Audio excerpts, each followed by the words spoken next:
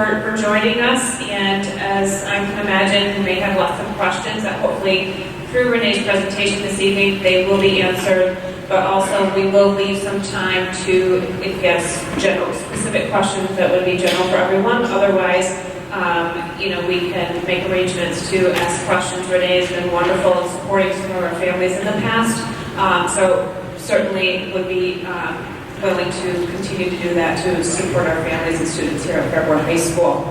So with no further ado, I'd like to introduce Renee Swift. Renee has a new role this year. She's actually working with the New York State Higher Education Services Corporation, which we have done work with before here at the high school and have representatives here at our our College Career Information Night. But Renee's current role is the New York State Scholarship Supervisor.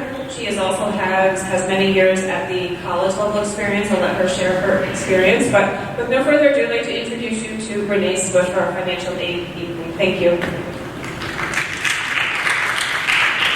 Thank you very much. I'm thrilled to be back. My road show in the fall is well underway. This is, I think, my third year coming here, and it is always a great pleasure to come here and present this wildly boring information to you brave souls who came out this evening. I have taken a new role, and this is the first time in 25 years that I haven't been representing a school, which is really bizarre on many levels, but I'm still very intricately connected to things that are related to financial aid.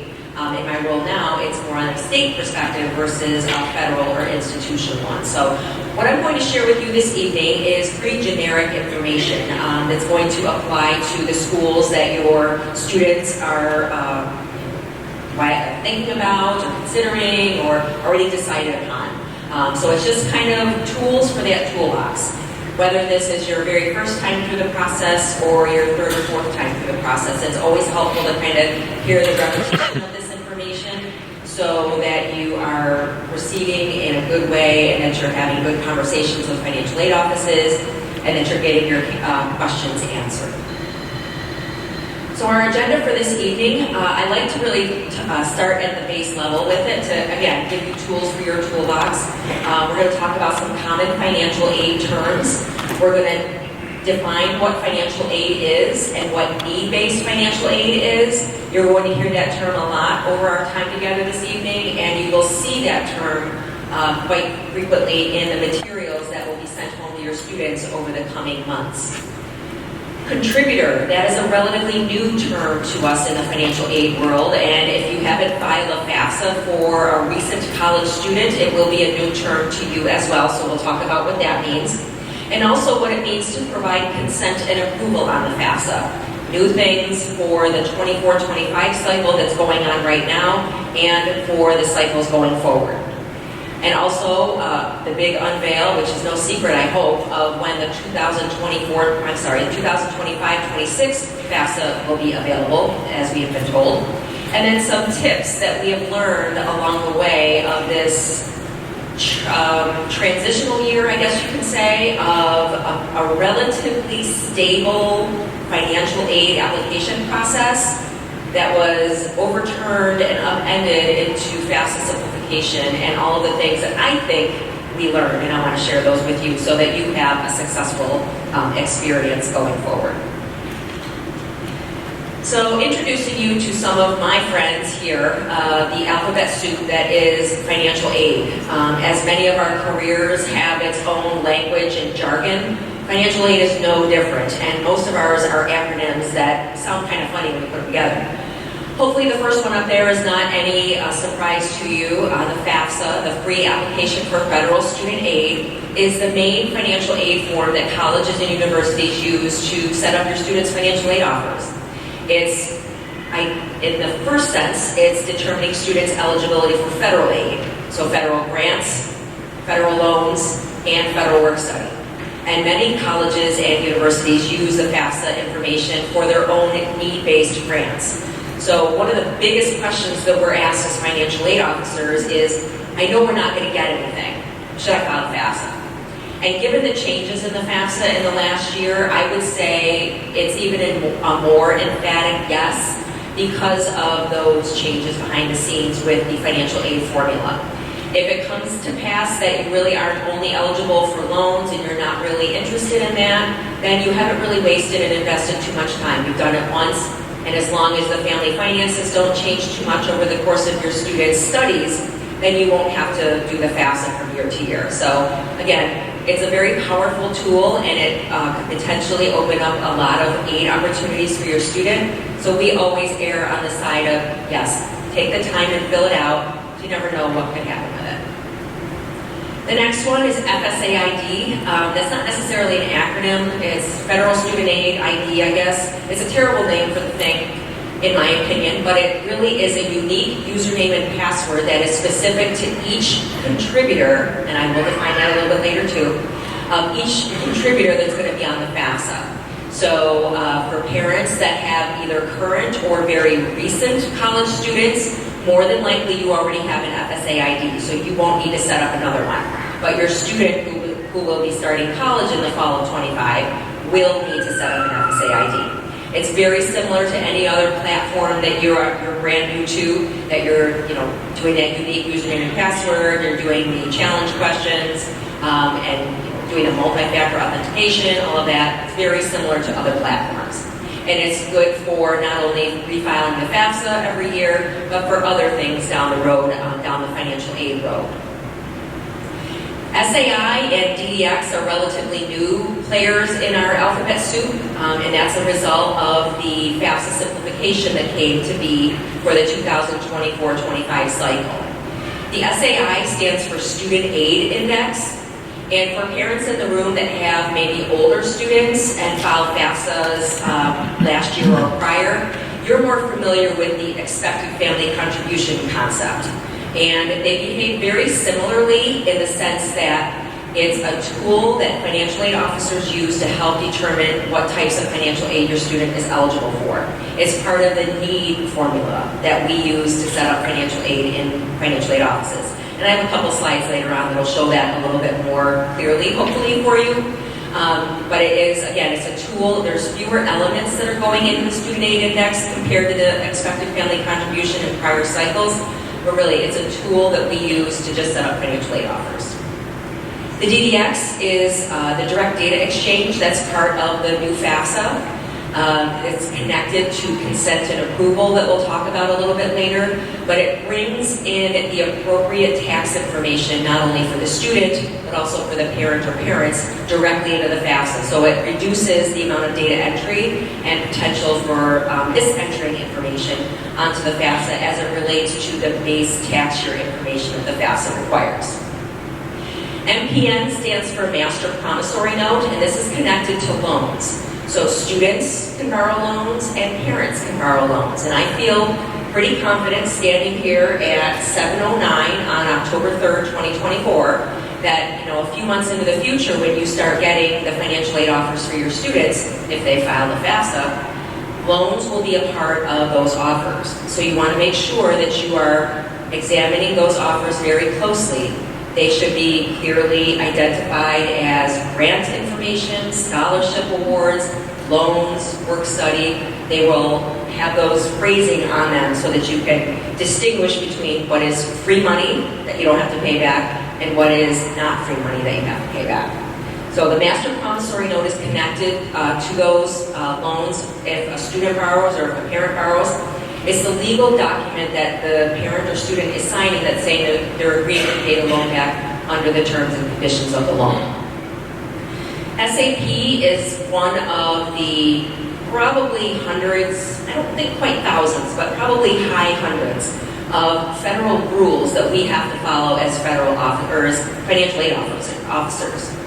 So in order to get your financial aid renewed or your students' financial aid renewed every year, they have to meet academic progress standards. And what that means in short is that your student is making progress towards completing their degree.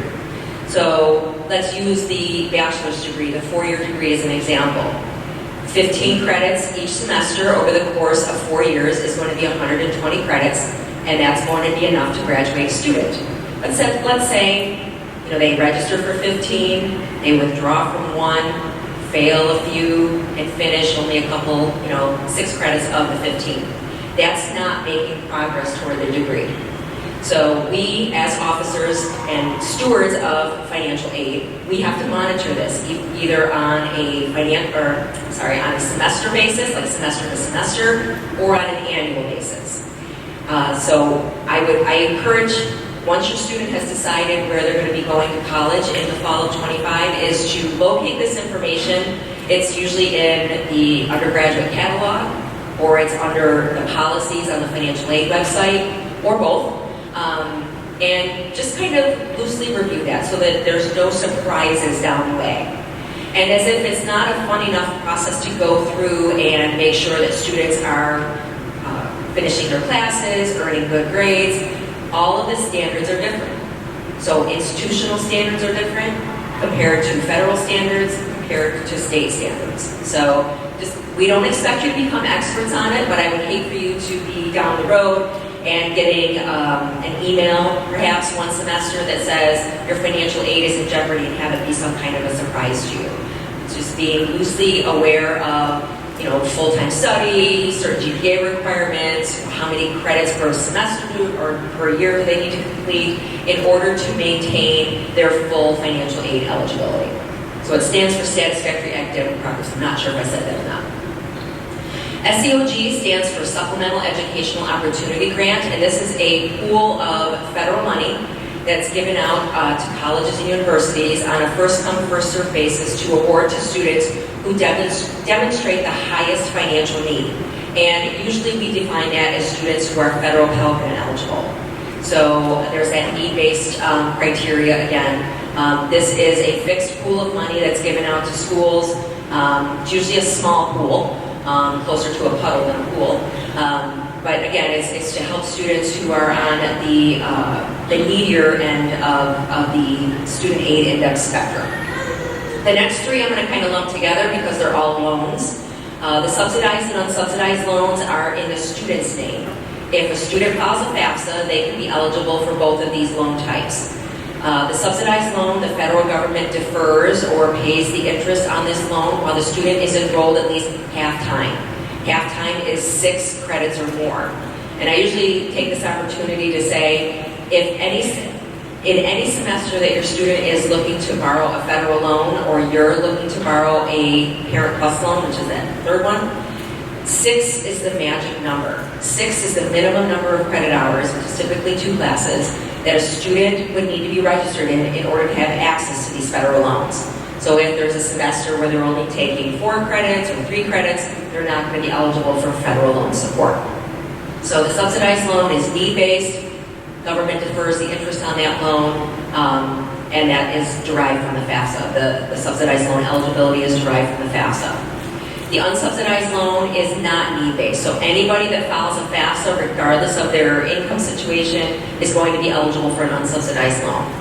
The federal government does not defer the interest on that loan. So once the loan pays over to the student's bill, usually anywhere from 10 days prior to the semester beginning or maybe a couple weeks into the semester, once the loan disperses, that's when the interest clock starts. And interest will continue to accrue on the loan until the loan is paid off.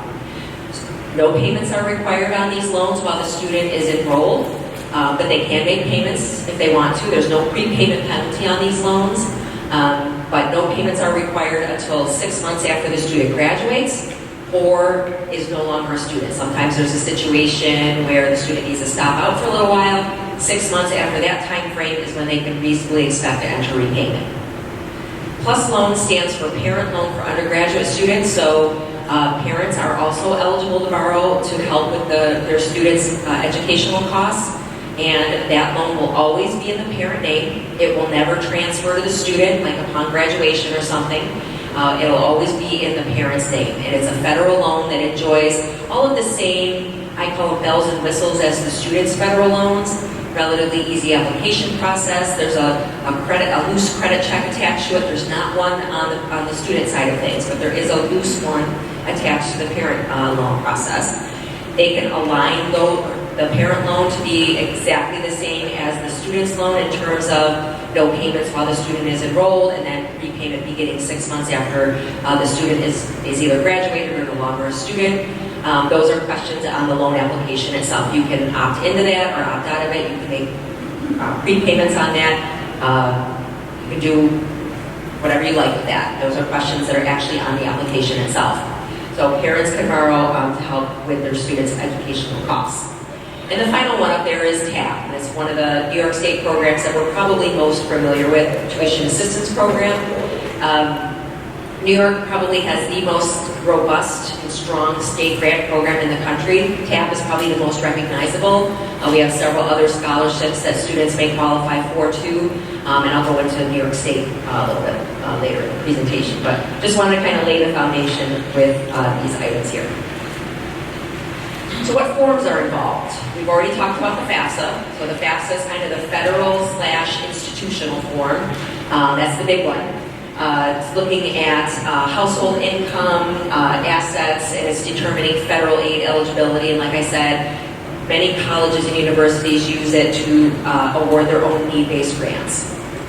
I'll skip over to the right-hand side with New York State TAP again. This is for students who are New York State residents, who are attending New York State colleges or universities to have New York State support in addition to some federal support.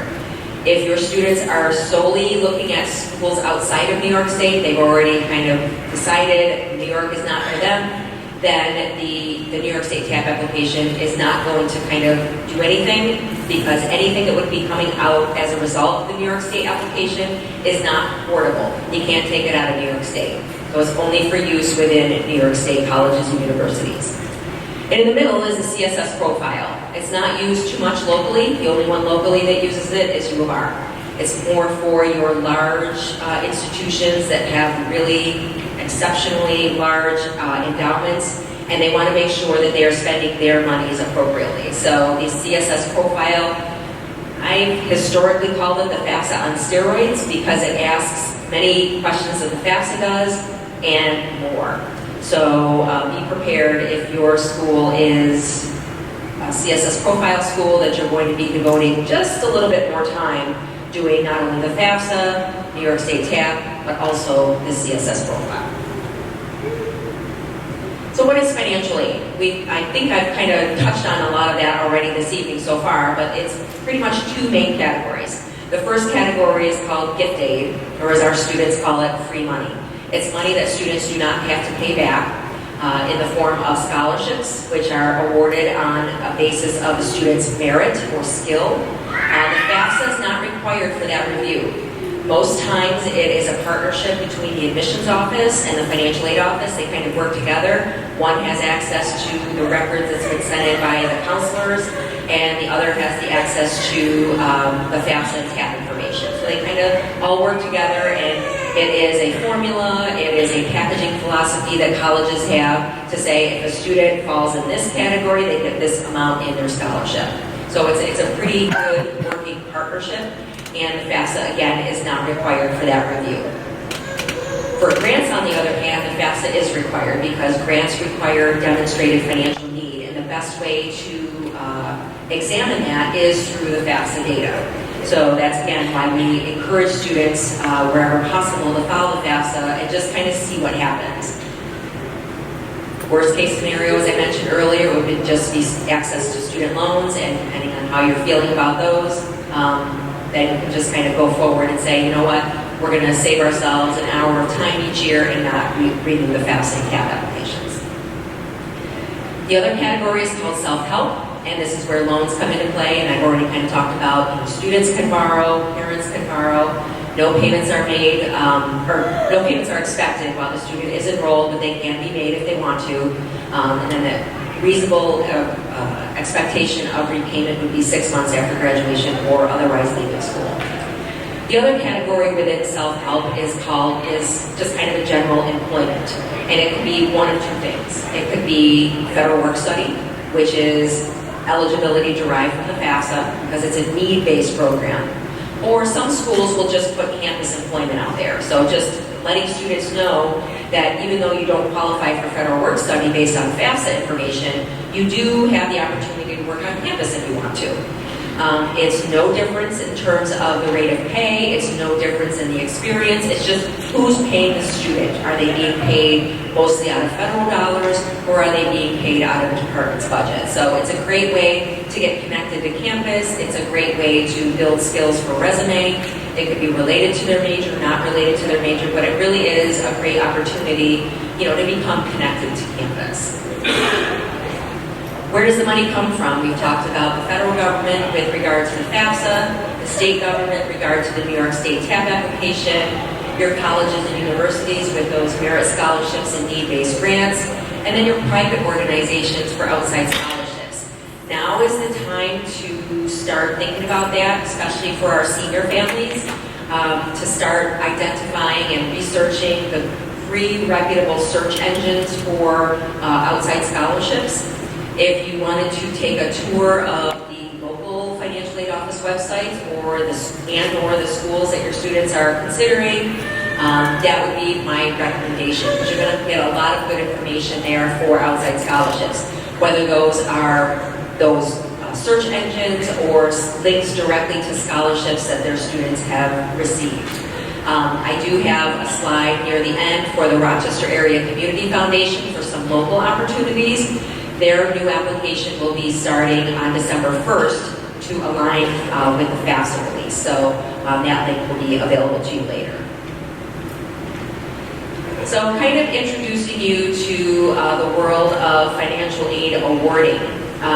In addition to the admissions team and the financial aid team will be doing the scholarship determination, and then with the FAFSA information, kind of build a whole financial aid offer for your student.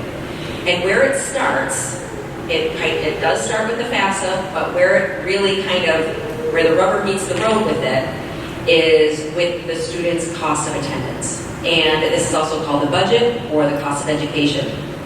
And the elements that you're seeing up on the screen here are required. We can't decide what elements we want to include in a student's cost of attendance. These are in federal regulation that they have to be included. So what I've kind of done, and this is more for our traditional students who will be living on campus. But even if a student is not living on campus, you see the line item there for housing and food. Even if a student is living off campus in their own apartment, or perhaps still living at home with parent or guardian of some kind, because they're living and eating somewhere, they are still incurring those charges, or not charges, but still incurring those expenses. Those are still counted as living expenses within a student's cost of attendance. So for our example here, we're going to assume that the student is going to be living on campus. So the top part of the slide is representing what's directly billed to the student. So our students are billed every semester for their tuition and their required fees, their housing, and their food. So that each semester, that bill is going to comprise of those items. The bottom part of the slide are the estimated indirect costs that aren't billed to the students.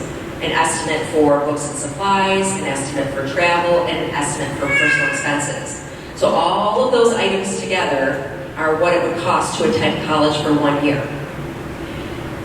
So this is the first part of that need formula that I was mentioning earlier in the presentation. So we start with the cost of attendance. The next thing we invite to this party is the student aid index, which we talked about in our alphabet soup. That tool, it's a number that's going to be generated as a result of the information that is entered on the FAFSA. It can range from negative 1,500 to 999,999. And you will fall on that linear spectrum somewhere. So the arithmetic that happens is the cost of attendance as it relates to the student aid index.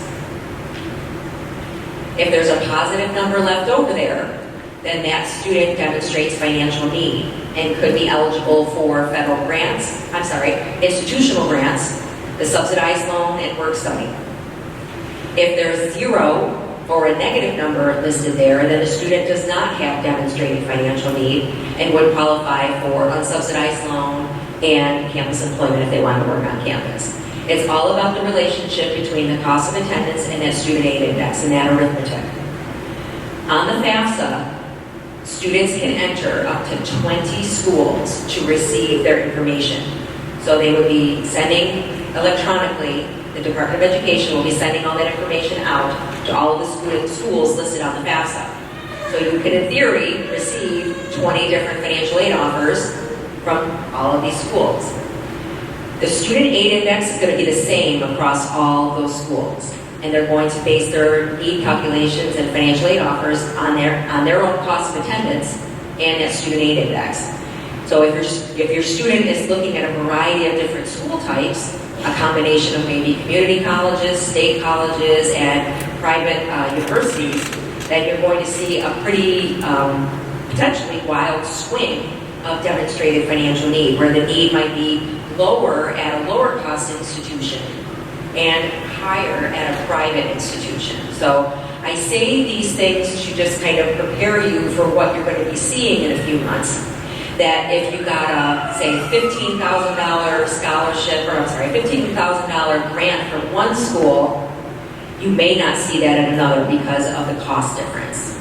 So I encourage you to try to compare apples to apples wherever possible, that you're not expecting to see the same awards all the way across the board.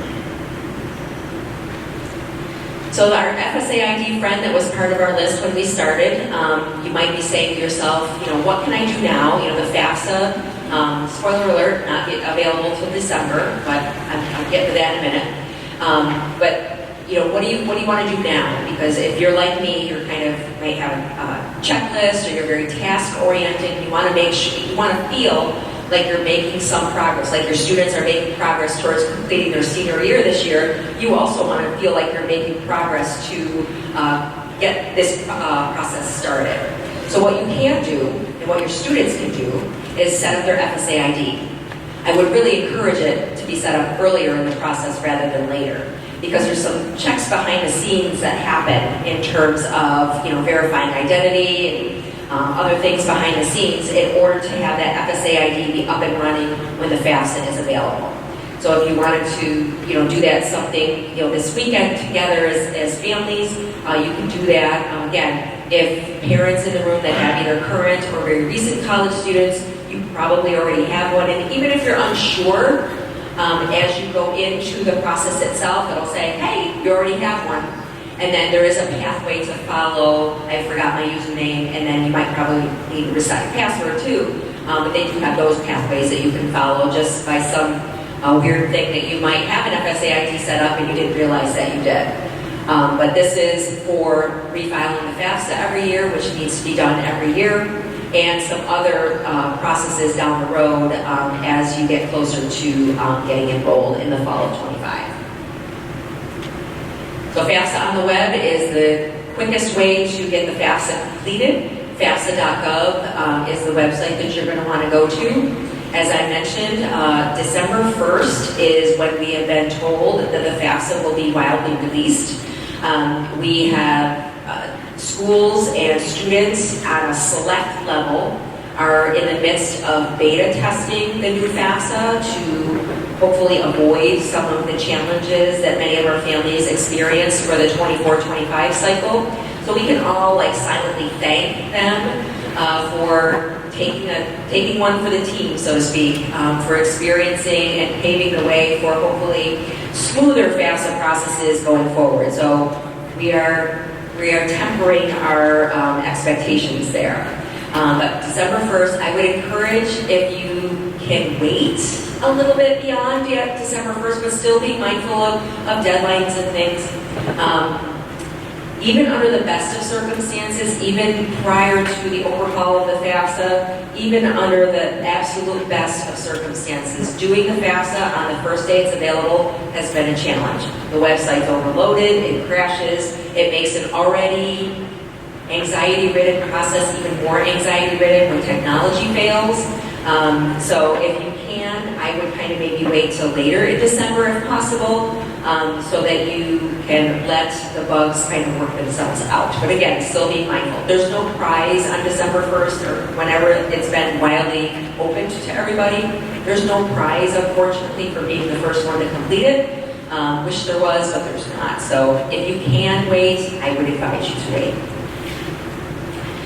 New York State is the separate application that needs to be completed. Ideally, a student would go directly from the FAFSA into the TAP application. That was not so much of a thing for the 24-25 cycle. We're hoping, again, that it's going to be, that functionality will be available for 25-26, where students who identify at least one New York State college on the FAFSA will be prompted to complete the New York State application. In addition to setting up an FSA ID on the federal side of things, students only will need to set up a HESC username and PIN for their own self. Parents don't need one, thank goodness. But for parents, the signature or signatures on the TAP application are going to be the 9-digit number off of your driver's license or non-driver ID. If you do not have either of those identifications, you do have the capacity to print a signature page and physically sign it and either upload it as part of the student's New York State portal, or you can snail mail it in, and they process those, or we process those as they come in. But New York State TAP and FAFSA need to be completed every year for the student to get access to those resources. This is my little chart that I've had around for quite some time, since the FAFSA kind of shifted from January to October and then back again and then to December now. Hopefully just for this year. I've told in the presentations I've done so far this year, or these last probably 4 or 5 weeks, the little teeny tiny baby optimist in me keeps that October date on this chart, because we are bound and determined to get the October date back. It's been away now for a couple of years, but it really, as weird as it sounded when it was first coming out, it really worked out well. So we're hoping, against all hope, that for the 26-27 cycle, that October 1st date will be back. But I've also listed the base year for the tax information that's used, and you'll notice that it's a 2-year look back, and that's been around for about the last 5 or 6 years, maybe closer to 5. Where it is a prior year look back in the base tax year, and using that direct data exchange that we talked about in our one of our early slides, that brings in automatically from the IRS with the contributor's consent and approval. Which is a perfect segue into this slide. So, prior to this year, prior to 24-25, the FAFSA had about 108, 110 questions on it, depending on if students were dependent or independent. Legislation was passed in 2019 called the FAFSA Simplification Act, and I won't bore you with all of that, but what it did is it pretty much cut in half the number of questions on the FAFSA.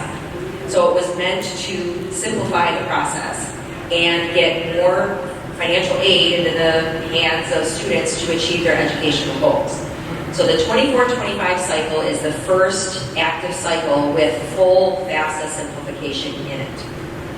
One of the things that we as financial aid officers had been wanting as part of the FAFSA was for tax information to come directly into it.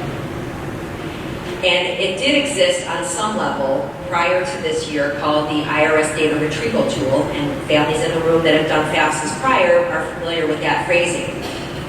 Well, that kind of went away and was replaced by the direct data exchange, where it was the FAFSA and the IRS had this kind of dotted line connection where the student and parents had to give active consent and approval for that information to come into the FAFSA. It's important. It's tied directly to financial aid eligibility, and the federal government has been very, very direct and blunt about consent and approval as it ties to federal aid eligibility. They have said multiple times in the countless webinars that we watched over the last 18 months that no consent equals no application. So that's their feeling on it. If you've gone through the application and you've not given, one or more of the parties has not given consent and approval for those that tax information to come in the FAFSA, it's as if the FAFSA didn't even exist. So it's tied directly to your student's eligibility. I'm hoping that you will view that consent and approval as a positive thing to have your student have access to federal aid programs, and hope that that is not a stumbling block for you as you are making the application. Your information is secure. Your information will not be seen by your student. The student does their own section of the FAFSA. They invite you to do your own section independently. You will never see theirs. They will never see yours. But we in the financial aid offices, we see the whole application. So I hope that it's not something that you are going to be concerned about, because again, it is tied directly to your student's aid eligibility, and it's a relatively new concept for us as well. Regardless of a student or parent's tax filing status, so if you did not file a tax return, you've still kind of got to go through these motions of doing that, of doing the consent and approval, so that anything that might be out there that would come in to the FAFSA will also come in. The FAFSA contributors. The way that I have kind of thought about who a contributor is on the FAFSA is by how many sets of tax data could be on the FAFSA. Not are on the FAFSA, but could be on the FAFSA. So it's always the student. Always the student is going to be at least one contributor. There can be as few as one, as many as three. So as few as one is going to be the student. The other contributor could be if the student is independent and married, and then the other contributor could be their spouse.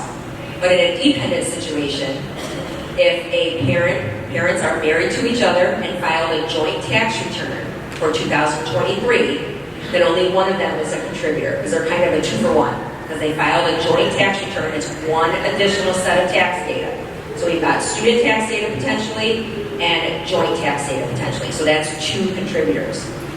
But if it's a married filing separately situation, which happens, that's 3 potential sets of tax information. So there's 3 contributors, 3 FSA IDs, 3 consents and approvals.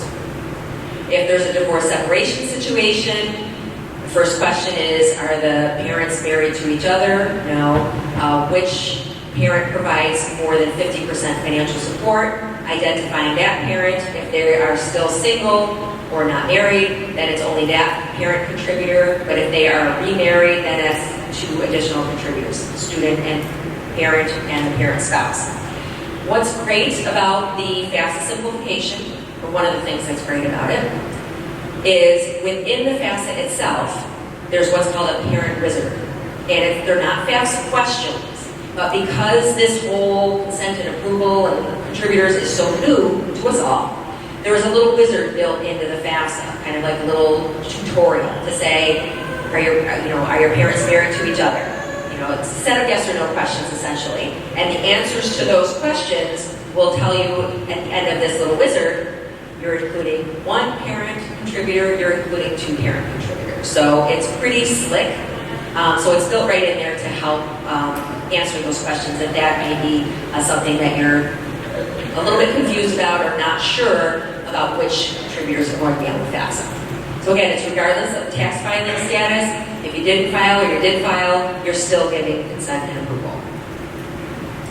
Special circumstances. So even though the FAFSA has fewer questions, there's still no place to put on there that you are currently experiencing struggle.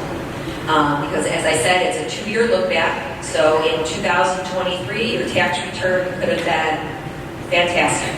And when you're going to file the FAFSA, it's less fantastic. But there's nowhere on the FAFSA to account for that. So you're thinking in your mind, well, the FAFSA must be the final answer. That's the expert, they know, and I'm just going to have to work with it. Well, that's not the case. I always also preface this slide by saying I hope nothing like these things happen to you, because they're usually associated with less than great things. But I want to share with you that if there is a situation that is kind of happening now that's affecting the family finances, or could potentially in the future affect family finances. Your student is a sophomore or junior in college, and a job is lost, or a parent passing away or something, that you still do have a mechanism to have a conversation with the financial aid offices to talk that through. We'll say it's a paperwork-heavy process on your part and ours. We love forms, but we have to document these things very, very heavily because we're audited every year by the federal government, and they love to pull these files to see what we've done and to see if they can follow our logic with what we've done. So they're very paperwork-heavy.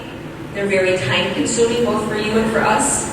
But I'm not saying that to dissuade you from doing this if it should come to pass at some point, because ultimately what this process is getting you access, or getting your student access to, is additional financial aid support. But I wanted to just kind of prepare you that if this is something that comes up, that it's not just well, we've had this change and that's it. We've got a process that we follow, and again, we have to document it very heavily so that if your student's file is ever pulled as a result of an audit, that can be shown as to why we did that. But I always share this because I just want you to know that in some cases the FAFSA is not the final answer. And again, getting your student access to as much financial aid support is the goal of the process. And this is not an exhaustive list either. So you may have a completely different situation that has affected family finances. It's worth a conversation. We'll counsel you on all the way through it. We'll tell you what we need. We'll be in contact with you. And then we go out to your student's FAFSA and make the adjustments. So it's nothing that the only thing that we would have you do is send us the information that we are requesting. So as I mentioned, this last year was a learning experience. We learned a lot, we wanted to pull our hair out sometimes too, but we did learn a lot. And when you kind of go through a big change, whatever that might be, when you look back on it, you say, okay, now that the dust settled, what did I learn from this? So these are just mine. These are just things that I came up with very quickly, I might add. When you stop and think about all of the things that we've been through and as a financial aid community in the last year. So I want you to have a good experience with this process. As I said, it's mysterious, it's full of anxiety, it's about your personal information. It might be your first student in college, it might be your only student in college, and you might be in a little bit of a state of denial about that. But I want you to have a good experience with this process, because what our families experienced this past year, or not all of them, but a fair percentage of them didn't have a good experience with it. So I want to make sure that they have good experiences. So the first one up there is more advice for students and aimed at students. Is for the college process, and this may have been shared already in some other way, but use a personal email address for the process, because once you leave here, you're not going to have access to that email address anymore. So your iCloud, your Gmail, your old school Yahoo or whatever, that is what you're going to want to use, because that's the main way that we're communicating with students. That's the main way the Fed communicates and the state communicates. So we want to make sure that that is an email address that is still active and checked. The FSA ID is setting up at least a week or two prior to doing the FAFSA. So again, that's something that you can do now, because it could take sometimes up to 1 to 3 days for all of that confirmation behind the scenes to happen and for that FSA ID to be ready to use. So we want to make sure that you are, when you're at the computer that evening, ready to go, that you're all set on that. And I would encourage, where possible, and it may not always be possible, but when and where possible, to set aside at least an hour of quiet time to get the FAFSA and TAP applications done. Turn off TikTok, turn off the distractions. Distractions that we have seen are the FAFSA's worst enemy. With fewer questions on the FAFSA, this is just my opinion, fewer questions on the FAFSA, there's nowhere for them to hide. So students and families are presented with questions that sometimes require a manual data enter of a number or an answer of yes or no. And they're just kind of not fully reading through the questions and just providing information because information is being requested. And these questions are front and center now. When there were 108 questions on the FAFSA, they could hide, and they had pre-filled in zeros, and people just skipped over them. But now they're like, hello, answer me. and answers are being put in incorrectly. So if you can, set aside an hour of quiet time, get all your papers out that you might need. You probably won't need your tax returns, but it's better to have them out and as a reference than to have to dig for them and make the session or make it more stressful for you. But yeah, an hour, maybe a little more than an hour of quiet time, and get those forms done. And read the questions carefully. I will admit there are some questions on the FAFSA that are very poorly worded. Our national advocacy team is really pushing for some rewording of these questions because they were answered incorrectly, I think, a lot more than people thought, and because they were worded very badly. So just take your time. If you're not sure of a question, save it. You do have the save capability within the FAFSA and come back to it at a later point when you do have the answers to these questions. I also found, I mentioned earlier that the student does their part of the FAFSA, and then they invite the parent or parents to do the second part of the FAFSA, and then they magically get connected behind the scenes. I have found that when the student starts the FAFSA process and then invites the parent, and the parent comes in behind the scenes and does it, and then submits the completed application, it goes a lot smoother than in the reverse. Because there is the capacity for parents to start it and do all their stuff, and they get the, yes, you've done it, that's great. And then the student goes and does their part, and then the parent has to go back and provide a signature again. Well, that doesn't, it's not smooth. It hasn't, I didn't witness it being smooth when it was started by the parents and then the student kind of finished the process. So my advice, student starts it, invites parent, parent finishes it, gets submitted. Again, just my opinion. I don't think there's the capacity to skip questions, but please try not to do it. Again, there's fewer questions. They're not pre-filled in. They do require answers. If the answer is 0, that's perfectly fine. Put 0. But try not to skip any questions. And kind of also being mindful of parents' marital status, tax filing status, not only on the FAFSA, but also on the New York State application. Because those two items are kind of connected to each other. And I'm by no means a tax expert. But when a person is married, they have 2 options when they're filing taxes, most of the time. Is married filing separately or married filing jointly. We're seeing everything. And when those things are kind of like not connecting or not in agreement with one another, there are some errors that come out on the FAFSA or some comment codes that come out on the FAFSA, and that requires maybe a second look or some manual intervention, which could result in the delay of financial aid offers being sent out. So where possible, just kind of making sure, or to the best of your ability, making sure that all of those things are kind of in agreement. And not guessing on the answers. If you're not sure, like, I know students try to answer the questions on parents' behalf, or even parents try to answer questions on students' behalf.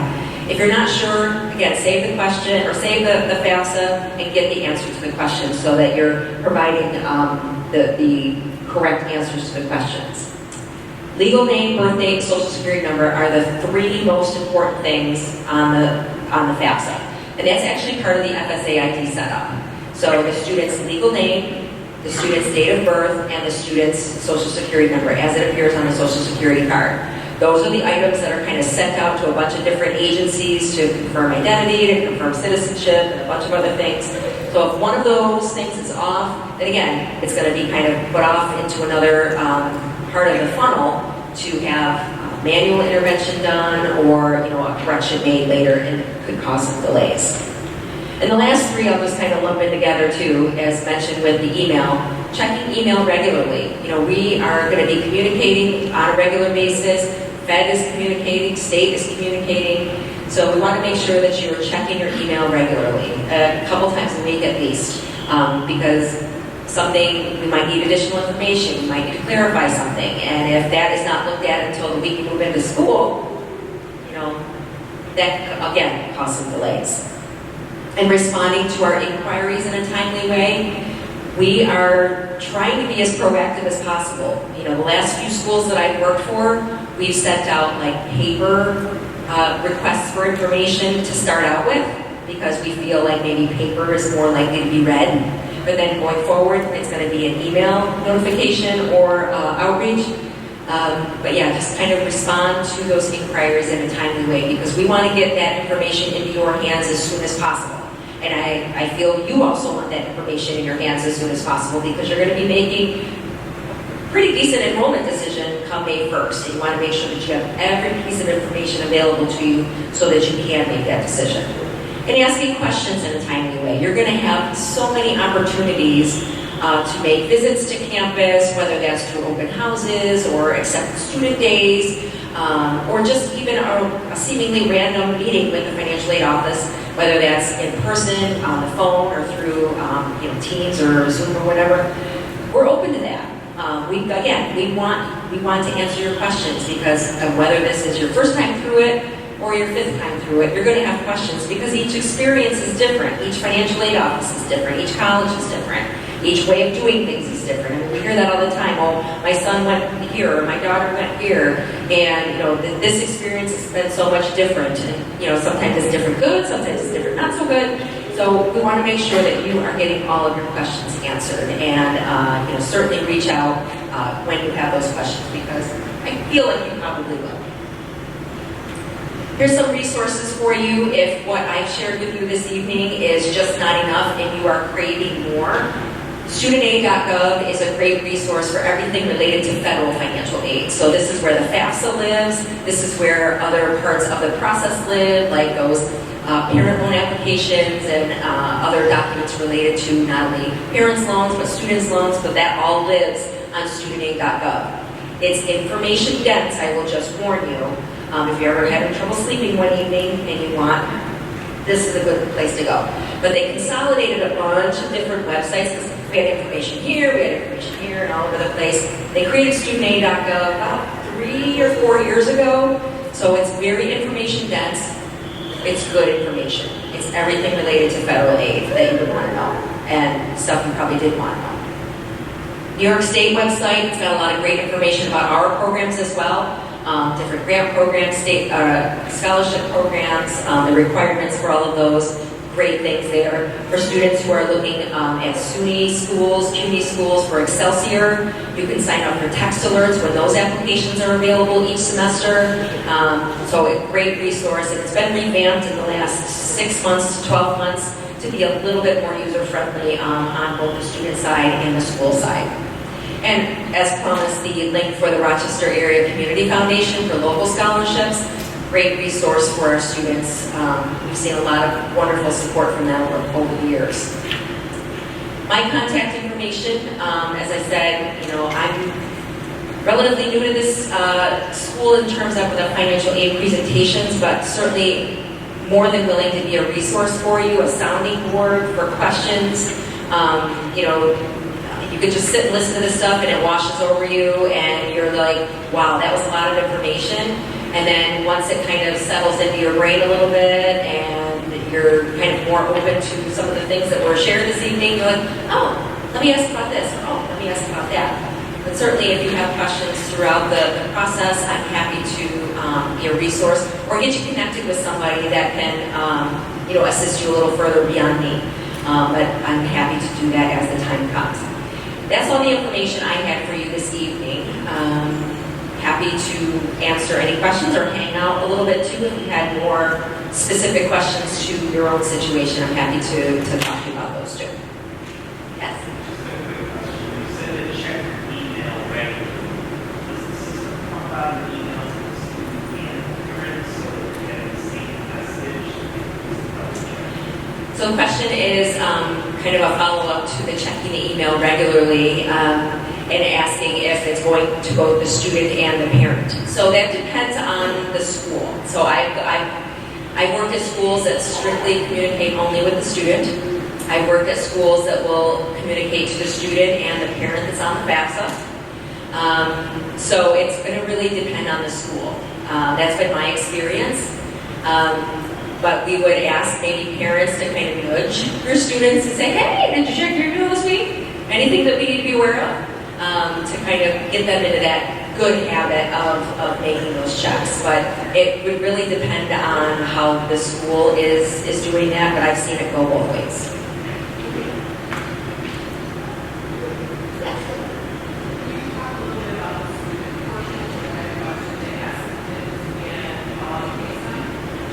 So the question is like the student portion of the FAFSA, how long it takes. So in an ideal world, from start to finish, for the student and the parent, if everything goes through correctly, I have seen it done in under 15 minutes.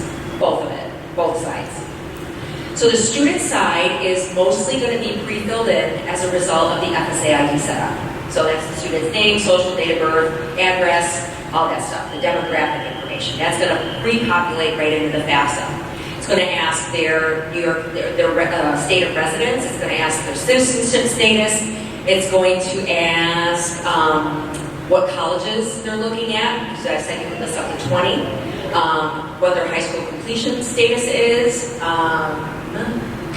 What else? Will they have a bachelor's degree prior to starting for that award year? Pretty simplified questions, yes or no.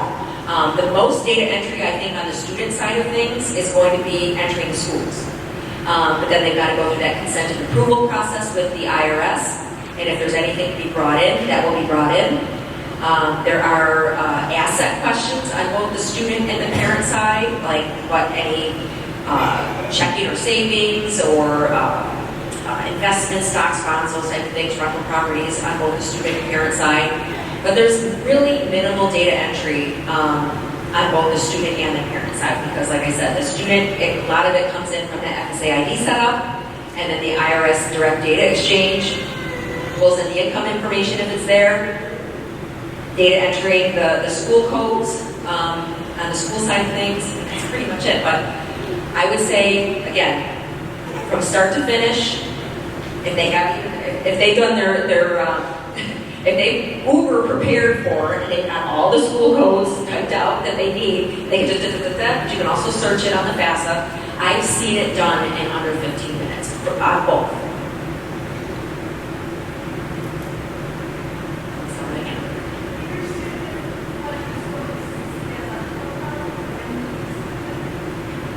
I think the CSS profile is available now for 25-26.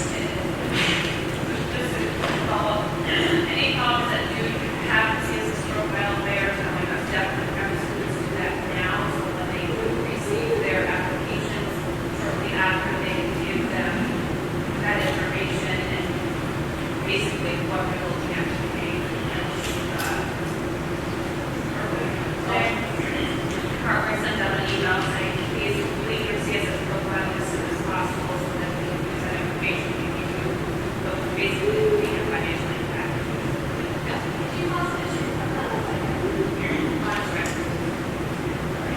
So definitely, any colleges that require a CSS profile, what I'm getting from all of the college universities is saying complete it as soon as possible. Because what students, typically those colleges are going to be your colleges that students are going to be applying early action to, early decision to. So therefore, they really do emphasize wanting to have the application as well as the CSS profile together. That way they can piece it together and give a response not only for admission, but also from a financial standpoint.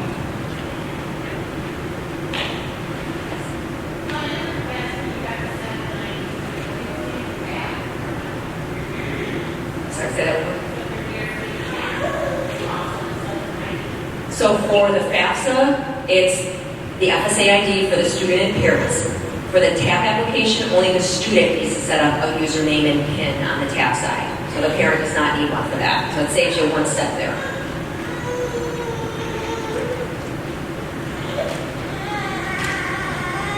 Yes.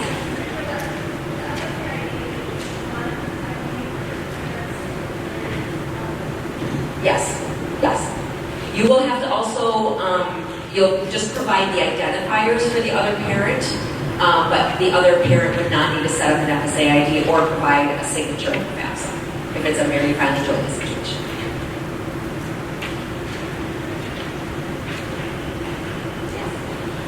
Sure, I'll point it out that our retirement accounts are considered an asset. Retirement accounts are not considered an asset.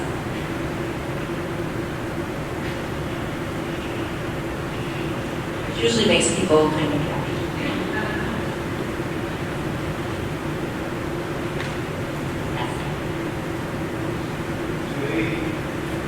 Similar question, do they consider 529 other children in the family asset? Not now. Used to, but not now. So it would only be applicable to the student who is on that FAFSA application. The question about 529 plans for other students being an asset on the FAFSA, it used to be, but not anymore. It's only for the student, the portion of the 529 that's been earmarked for that particular student is only included.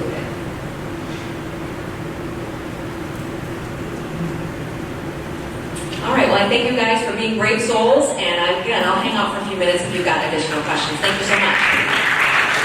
I do just want to share as well that from the Fairport High School standpoint, we really do encourage our seniors to be applying sooner than later because scholarship season will be right around the corner. So Fairport High School, if you haven't checked it out already, on the Fairport High School counseling portion of the website, we list all current scholarships, but just to give you a heads up, we will announce like crazy, broadcast Dollars for Scholars, our PTSA, FEA scholarships.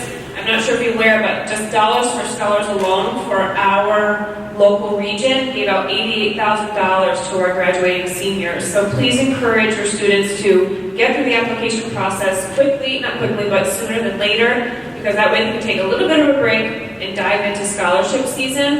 And so again, check our counseling website, and then through my monthly newsletter that we put out, our monthly newsletter, I will let you know as soon as all those scholarships become available to apply to for our local scholarships as well. So seniors, have them meet with their counselors. We're meeting like crazy right now with our seniors for senior appointments. So if your son or daughter has not come to see us yet, to encourage them to do so. We're here to help. And thank you so much for coming. I really do hope this was helpful. I know hopefully it eased a lot of your worries about it, but also gave you some valuable information. So again, thank you so much for coming.